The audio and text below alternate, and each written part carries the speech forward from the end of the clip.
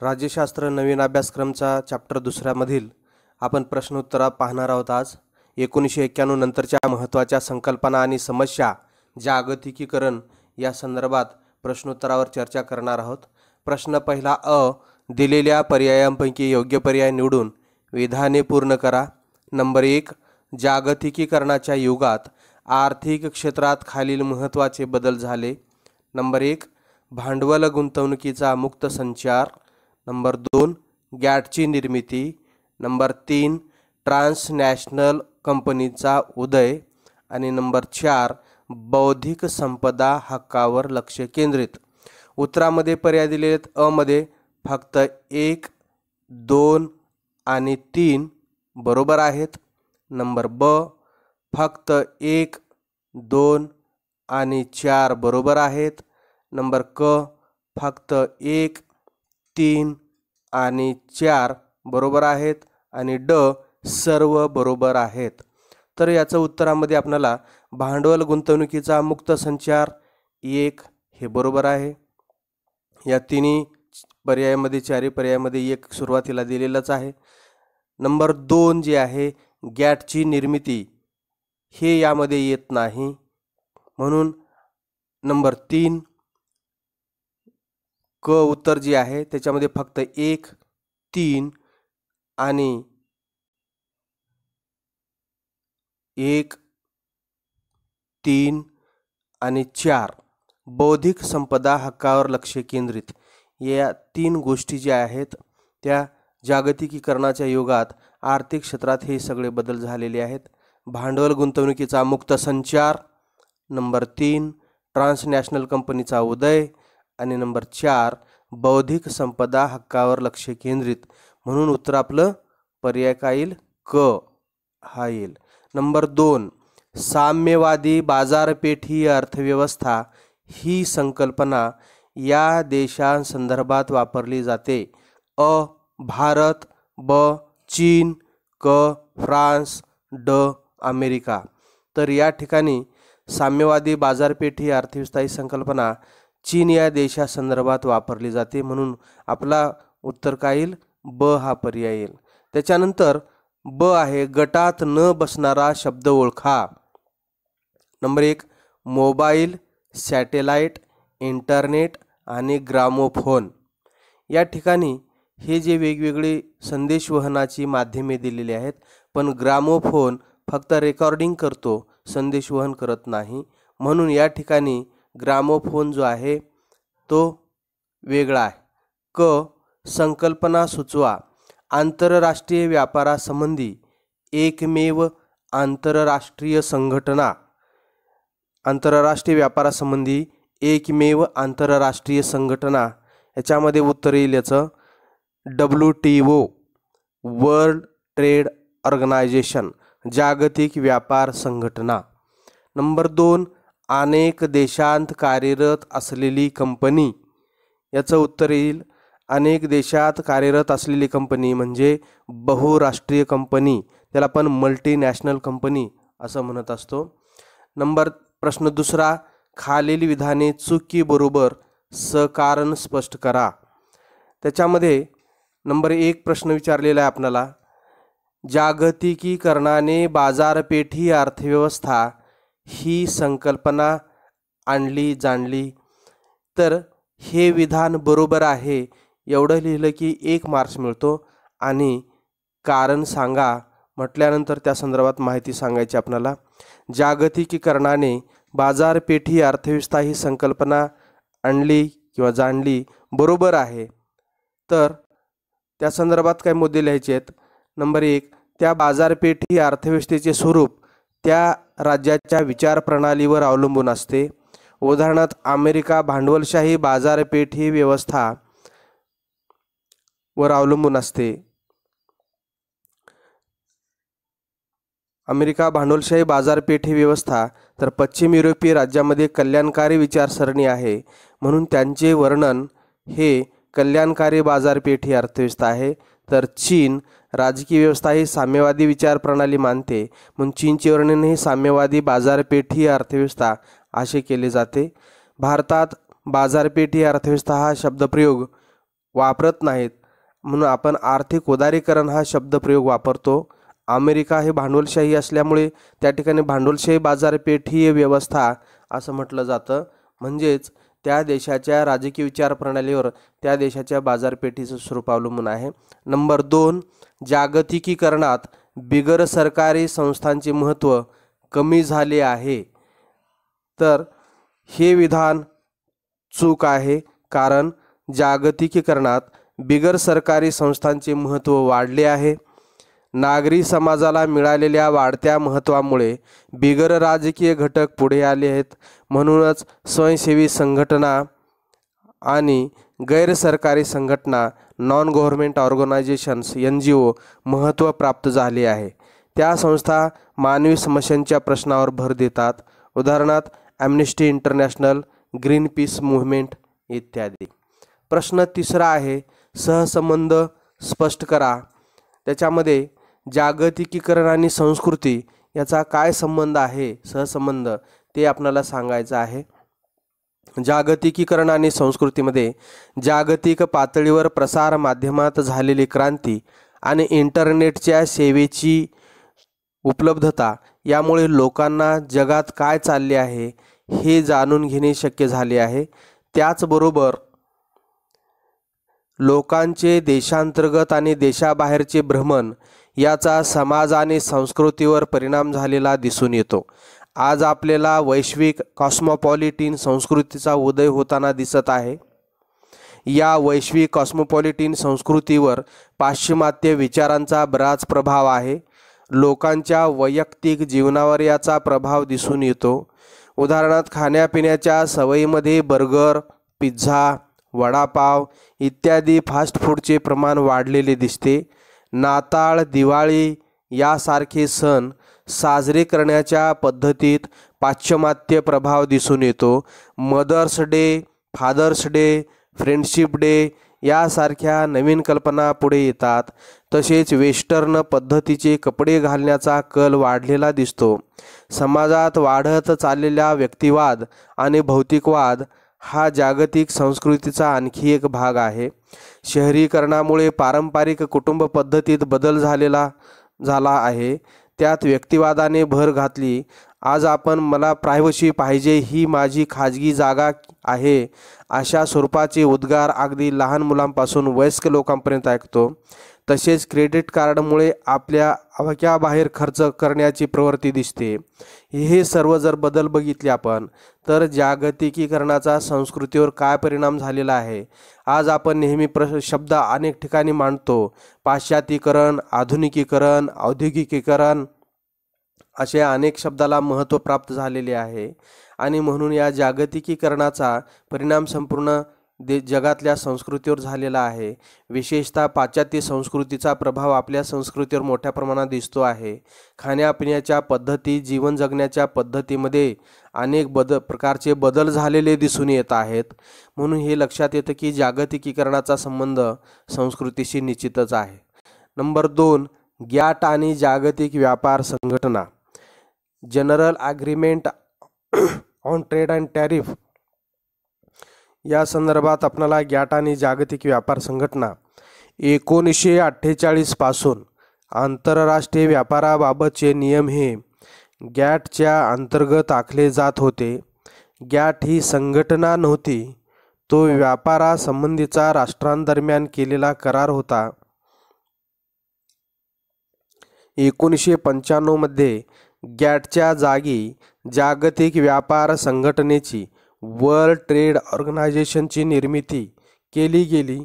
आयातीवरील सीमाशुल्क आणि इतर कर रद्द करून जागतिक पातळीवर व्यापार मुक्त करण्यासाठी राष्ट्रांना प्रोत्साहन देणे हे या संघटनेचे कार्य होते.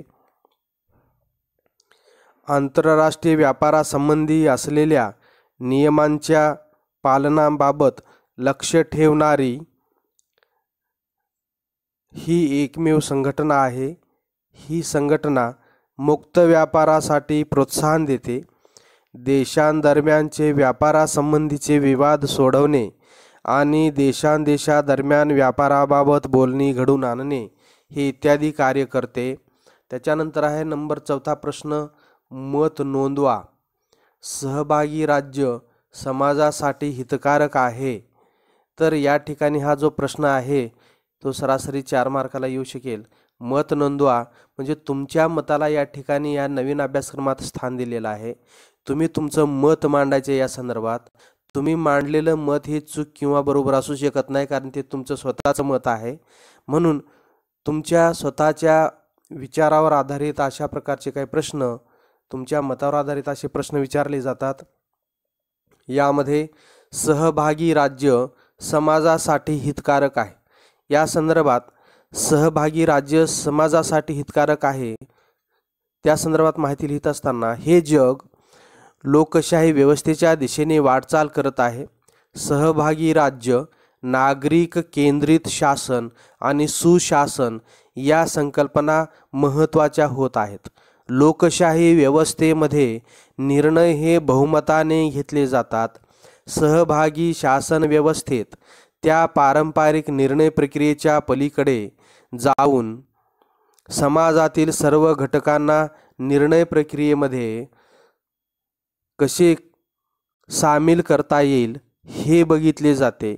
नागरिक केंद्रित शासन आणि सुशासन व्यवस्थेत नागरी समाजाच्या सहभागावर भर दिला जातो. आता सहभागी राज्य कसे हितकारक आहे आपणाला आजच्या व्यवस्थेकडे जर लक्ष दिले तर लक्षात येईल. शासनाच्या ज्या वेगवेगळ्या योजना असतात त्या लोककल्याणकारी लोकहिताच्या दृष्टीने तयार केल्या असतात. ती योजना यशस्वी होण्यासाठी वेगवेगळ्या समाजातील लोकांचा सहभाग त्या योजनेत असणे आवश्यक आहे.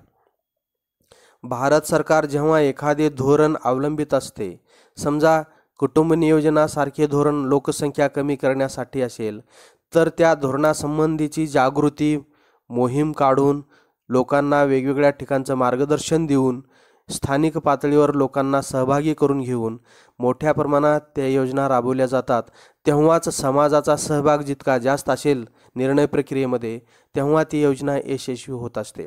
सरकारचे आर्थिक धोरण असेल, सामाजिक परिवर्तनासारख्या काही गोष्टी असतील किंवा सांस्कृतिक धोरण असेल, या सर्व धोरणामध्ये मोठ्या प्रमाणात वैविध्य असणाऱ्या वेगवेगळ्या समाजामध्ये धार्मिक संबंध किंवा वेगळेपणा असलेल्या देशामध्ये, आज अनेक जाती आणि अनेक पंथामध्ये विभागलेल्या देशात सर्व स्तरातील लोकांना सहभागी करून घेण्यासाठी सहभागी राज्य ही हितकारक संकल्पना वाटते. कारण सांस्कृतिक धोरणामध्ये आजही आपण पाहतो, आज हिंदू धर्म अनेक जाती धर्मामध्ये जरी अनेक जाती आणि उपजातीमध्ये विभागलेला असेल आणि अनेक धर्माचे लोक जरी इथं राहत असले, तर प्रत्येक धर्म आपली स्वतःची ओळख अस्मिता टिकवून आहे, संस्कृती टिकवून आहे. त्याचबरोबर अनेक जाती आणि उपजाती व वंशामधील लोक आपली अस्मिता आणि आपले वेगळेपण वेगवेगळ्या सांस्कृतिक गोष्टीतून जपून आहे. म्हणून काश्मीरियतसारखी गोष्ट किंवा प्रत्येक राज्यातील वेगवेगळ्या जाती धर्मातील संस्कृती आजही टिकून आहे. म्हणून सांस्कृतिक धोरण आखताना देशातील सर्व धर्माच्या आणि अनेक जाती पंथ आणि उपजातीमधील संस्कृती अस्मिता वेगळेपण हे जपून आहेत. आणि म्हणून या सांस्कृतिक धोरणामध्ये सर्व जाती धर्मांना एकत्रित सामावून घेण्यासाठी सांस्कृतिक धोरण आखले जाते आणि सांस्कृतिक विकास देशाचा घडवून आणला जातो आणि विविधतेत एकात्मता साधून अखंडता व एकात्मता टिकून ठेवण्याचा प्रयत्न केला जात असतो. सहभागी राज्यामध्ये सामाजिक परिवर्तन मोठ्या प्रमाणात घडून येत आहे. अनेक जाती धर्म जरी असले तर आज जाती निर्मूलनासारखी समस्या दूर होत आहेत हे पाहत आहोत. जाती निर्मूलन असेल किंवा वेगवेगळे जे जाती निर्मूलनासाठी सरकारचे धोरण असेल किंवा सर्वसामान्य लोकांना स्वाभिमानानं जगण्यासाठी त्यांच्यासाठी ज्या काही वेगवेगळ्या योजना असतील त्या मोठ्या प्रमाणात राबून समाजामध्ये सामाजिक परिवर्तन घडवून आणण्यासाठी सर्व स्तरातील लोकांपर्यंत सरकारचे सामाजिक परिवर्तनाचे कार्यक्रमाची जागृती घडवून आणली जाते आणि जास्तीत जास्त लोकांचा सहभाग सरकारच्या सामाजिक परिवर्तनाच्या कार्यक्रमामध्ये सहभागी करून घेतले जात असते. म्हणून सरकारचे समाज परिवर्तनाचे जसे की अंधश्रद्धा निर्मूलन, मोठ्या प्रमाणात जनजागृती केली जात असते. समाज चुकीच्या रूढी परंपरा ज्या अनावश्यक आहेत, जे शास्त्रीय दृष्टिकोनावर आधारित नाहीत, वैज्ञानिक पातळीवर त्या योग्यरित्या तपासून पाहिल्या जातात आणि अशा चुकीच्या गोष्टीकडे समाज जाऊ नये म्हणून मोठ्या प्रमाणात अंधश्रद्धा निर्मूलनाचा कार्यक्रम सरकारच्या पातळीवर राबवला जातो आणि अधिकाधिक लोकांना त्यामध्ये सहभागी करून घेण्यासाठी स्थानिक पातळीवर, राज्य पातळीवर, जिल्हा पातळीवर वेगवेगळे कार्यक्रम आखून अधिकाधिक लोकांना त्या ठिकाणी सामावून घेतले जात असते आणि त्याच्यातून वैज्ञानिकतेकडे वाटचाल करणारा समाज आपण आज पाहतो आहोत. त्याचबरोबर राजकीय जी जागृती झालेली आहे, आज आपण पाहतो की मतदानाची जी काही टक्केवारी आहे सतत वाढत आहे. कारण शासनाच्या कार्यक्रमामधून वेगवेगळ्या पातळीवर मतदार जागृती आणि वेगवेगळे कार्यक्रम आखून सरकारच्या या राजकीय धोरणाचा समाजापर्यंत जागृती करणं आणि त्या धोरणाची योग्यरित्या अंमलबजावणी करून वेगवेगळ्या कार्यक्रमातून समाजहितासाठी आणि राजकीय गोष्टी, मोठ्या प्रमाणात राजकीय सहभाग लोकांचा घडवून आणण्यासाठी सरकार अधिकाधिक लोकांना सामावून घेत असतं आणि आपले राजकीय जे धोरण आखलेले आहे त्याची यशस्वीता कशी सिद्ध करता येईल हे पाहिले जात असते. म्हणून अशा वेगवेगळ्या सरकारच्या कार्यक्रमामधून जनतेपर्यंत ही योजना जातात आणि त्यांच्याविषयी माहिती, जनजागृती केली जाते. बऱ्याच ठिकाणी पोस्टर्स लावले जातात, मार्गदर्शन केलं जातं, ट्रेनिंग्स दिल्या जातात आणि स्थानिक पातळीवर समाजाला अधिकाधिक सामावून घेतलं जातं. आज आपण पाहतो की लोकशाहीमध्ये मतदानाची पातळी जी कमी होती 50%, 55%, आज 65%, 70%पर्यंत, काही ठिकाणी तर 70, 80, 90%पर्यंत आम्ही लोकांची मतदानाच्या स्थितीमध्ये जी सहभागाची पातळी आहे ते पाहत असतो. म्हणजे सहभागी राज्य समाजासाठी हितकारक आहे.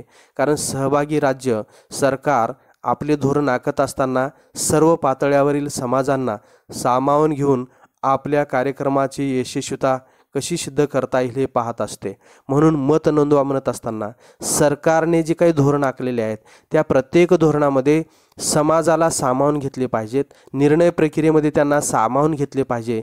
तरच सरकारच्या कोणत्याही धोरणाची, कोणत्याही कार्यक्रमाची आणि कोणत्याही निर्णयाची जी काही यशस्वीता आहे ती त्याच्यावरच अवलंबून असते आणि अधिकाधिक समाज जागृत होत असतो आणि राजकीय सामाजिकरण होते, सामाजिक परिवर्तन मोठ्या प्रमाणात घडून येते आणि सांस्कृतिक विकासही घडून येतो. प्रश्न 5 आहे. पुढील प्रश्नांची उत्तरे लिहा. जागतिकीकरणाच्या सकारात्मक व नकारात्मक बाजू कोणत्या आहेत? सुरुवातीला आहे सकारात्मक बाजू. सकारात्मक बाजूमध्ये नंबर 1 आहे तरुणासाठी आपल्या देशात नवीन संधी उपलब्ध होणे, ही सकारात्मक बाजू आहे जागतिकीकरणाची. नंबर 2, जगात काय चालले आहे आणि त्याचा आपल्यावर काय परिणाम होईल याची अधिक चांगली जाणीव होते. आपण अधिक कार्यक्षम पद्धतीने गेलो आहोत याची जाणीव होते. नंबर 3, रोजगाराच्या नवीन संधी उपलब्ध होत आहेत. नंबर 4, अधिक रोजगार निर्मिती केली जात आहे. हा बदल मुख्यतः खाजगी क्षेत्रात होत आहे कारण या क्षेत्रांकडे आर्थिक क्षमता आहे. नकारात्मक बाजूमध्ये नंबर 1 आहे राज्याच्या कल्याणकारी योजना थांबतील, ही एक भीती आहे. म्हणून नकारात्मक बाजूचा पहिला पॉईंट आहे राज्याच्या कल्याणकारी योजना थांबतील, ही एक भीती आहे. नंबर 2, स्थानिक उद्योगधंदे विशेषतः लहान उद्योग हे जागतिक स्पर्धेमुळे नष्ट होतील, ही देखील भीती आहे. नंबर 3, शेतीच्या क्षेत्रात लहान आणि किरकोळ शेतकरी मोठ्या कंपन्यांशी स्पर्धा करू शकणार नाहीत. अशी आपल्याला सकारात्मक बाजू आणि नकारात्मक बाजू मांडता येतील. त्याचबरोबर असे अनेक प्रश्न आपल्याला तयार करता येतील. आपण व्यवस्थितरित्या जर याचा अभ्यास केला तर निश्चितच याच्यापेक्षा अधिक प्रश्न आपल्याला निर्माण करता येतील. या ठिकाणी जागतिकीकरण म्हणजे काय, असेच प्रश्न छोटे मोठे विचारले जाऊ शकतात. त्याचबरोबर आर्थिक घटक जे आहेत, आर्थिक घटकामध्ये कोणकोणत्या बाबीचा समावेश होतो, भांडवली गुंतवणुकीचा मुक्त प्रवेश वगैरे.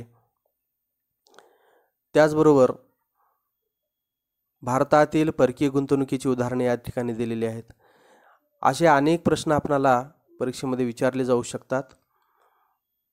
ट्रान्सनॅशनल कंपन्यावरचे टिप लिहा. त्याचबरोबर राजकीय क्षेत्रामधील जागतिकीकरणाच्या संदर्भात या राजकीय घटकावर लक्ष केंद्रित करता येते. म्हणजे हे मुद्दे लिहायचे. लोकशाहीचे महत्त्व, राज्याचे स्थान, त्याचबरोबर मानवी हक्क, बिगर राजकीय घटक, ह्या सगळ्या गोष्टी ज्या आहेत अशा अनेक प्रश्न आपल्याला आपल्या या धड्यातून निर्माण करता येतील. आपण थोडंसं जर बारीक अभ्यास केला तर त्याच्यातच आपल्याला अनेक छोटे मोठे प्रश्न तयार करता येतात आणि त्याच्यातून उत्तर तयार केले जाऊ शकतात. म्हणून सामाजिक आणि सांस्कृतिक घटक, राजकीय घटक, या सगळ्या गोष्टी ज्या आहेत, जागतिकीकरणाचा संस्कृतीवर काय परिणाम झाला, याच्या प्रश्न दिलेले जे आहेत आपल्याला, त्याच्या व्यतिरिक्त असे अनेक प्रश्न आपल्याला काढता येतील आणि ते सोडवता येतील. आज एवढंच.